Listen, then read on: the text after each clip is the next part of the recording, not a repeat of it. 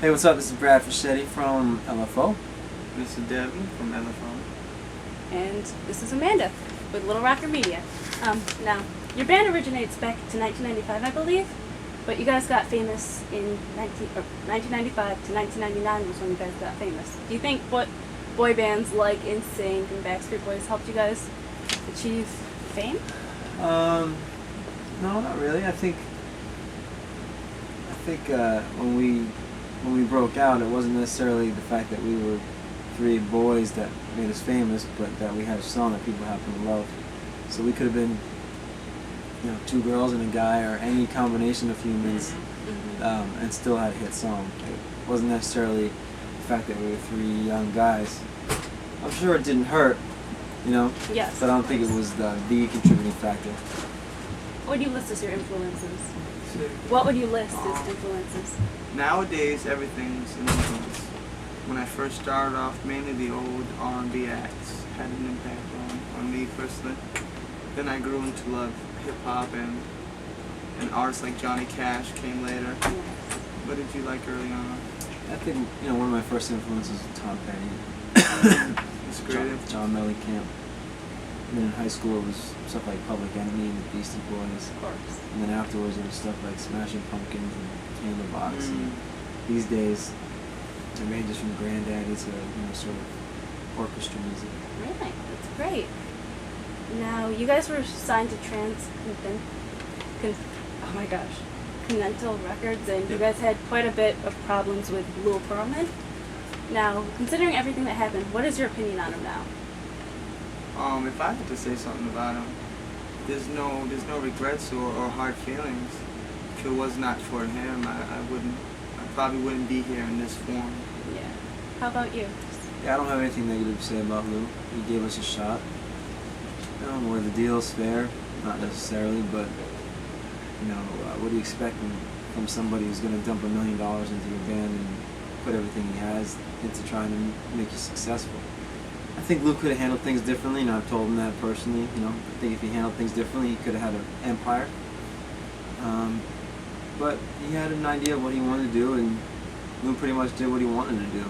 Now, would you guys have changed ever, working with him, or no? If you knew what was going to happen? That's a tough question to answer. I wouldn't necessarily even say change working with him, but maybe the right question would be, would you have ever gotten involved in the business? You know what I mean? Yeah. And that's a question that sometimes I'm not sure. There's times where I think I should have maybe just went down a normal route and not ever got involved. Yeah, because doing it, I do remember, now this is probably cliche, I do remember losing some sort of innocence with this, and then I had to, it took a long time to gain that child back. Of course. So. Alright, now, Summer Girl seemed to explode on the charts, and has been parodied by many people, including Eminem. What do you guys think about that? Do you have any, specific parodies that you dislike or maybe like? I mean, all parodies are positive. All those things, them following us and writing a song based on what we did originally, that's a compliment, no matter how you look at it. Yeah.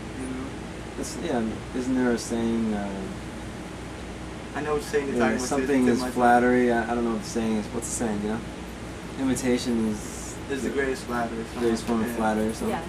Alright. Now, when you guys first began touring, you toured with the likes of Britney Spears.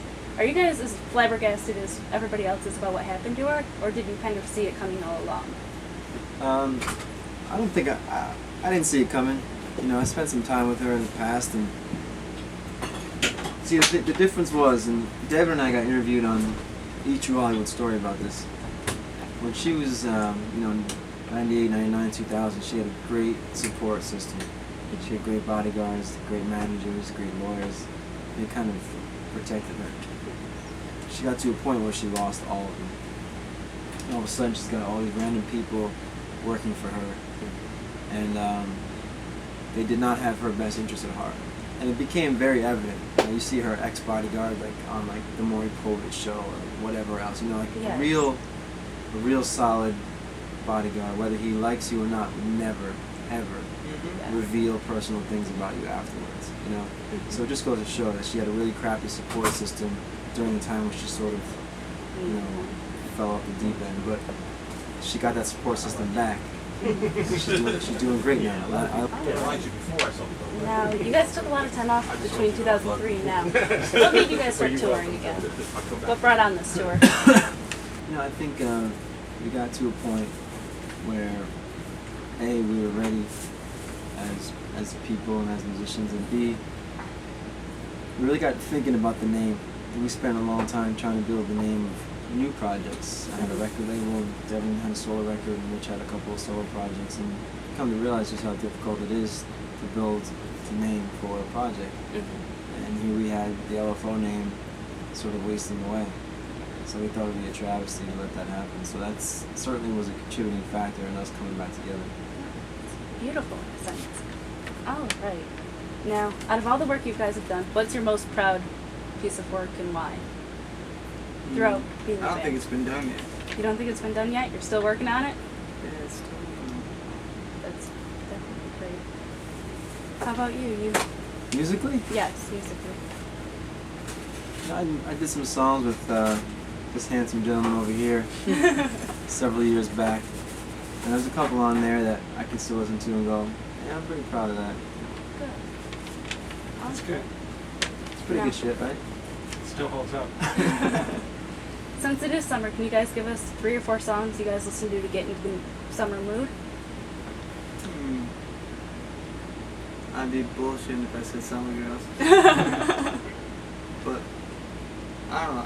Honestly, being around this whole thing again, Summer Girls, I'm enjoying it. I like the little song. That DJ Jazzy Jeff song. Summertime. Yeah, that's good. It's a good summer song. What else? And Biggie's Juicy. I kind of gave up or lost the whole let's get ready for summer thing because I live in Orlando. Oh, It's okay. always summertime. Yes. So I don't ever have to gear up for it. If anything, I'm wishing it goes away. You know what I mean? Yeah, well, you got a few songs for that. You like winter, that's funny. I prefer the winter. Yeah, I don't listen to a lot of music anymore. I listen to the soundtrack from Romeo and Juliet, Volume 2. It's like the orchestra. Yes. That's pretty much all I listen to now, except for when I'm trying to practice LFO songs. It's interesting.